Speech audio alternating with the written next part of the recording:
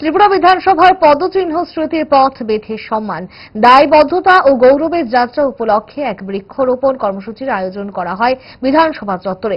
উপস্থিত ছিলেন মুখ্যমন্ত্রী ডক্টর মানিক সাহা, মন্ত্রী রতনলাল নাথ, মন্ত্রী অনিমেষ দেববর্মা, বিরোধী দলনেতা জিতেন্দ্র চৌধুরী, বিধায়ক বীরজিৎ সিনহা, বিধানসভার অধ্যক্ষ বিশ্ববন্ধু সেন, বিধানসভার মুখ্য সচেতক কল্যাণী রায়, মন্ত্রী প্রণজিৎ সিংহ রায়, মন্ত্রী বিকাশ দেববর্মা, বিধানসভার উপাধ্যক্ষ রামপ্রসাদ পাল সহ আরও অনেকে। মুখ্যমন্ত্রী বলেন, লোকসভা বিধানসভা হল গণতন্ত্রের পীঠস্থান।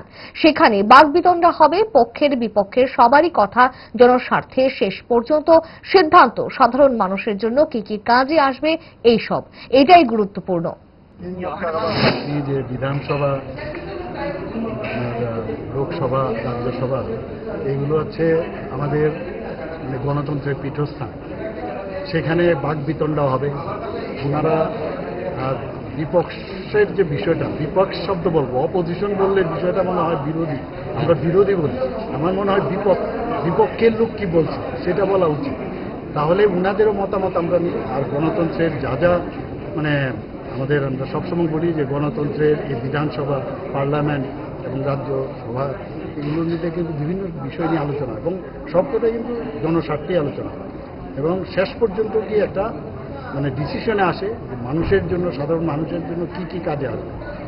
এবং আমার মনে হয় যে এটা খুবই ইম্পর্টেন্ট আমাদের। ইচ্ছে করে ডায়েটটা ভুলে রোলটা ফুচকাটা খেতে, কিন্তু মনে রাখতে হবে 5 দশক ধরে গ্যাস, অম্বল ও পেটের সমস্যা একমাত্র সমাধান গ্যাস নল।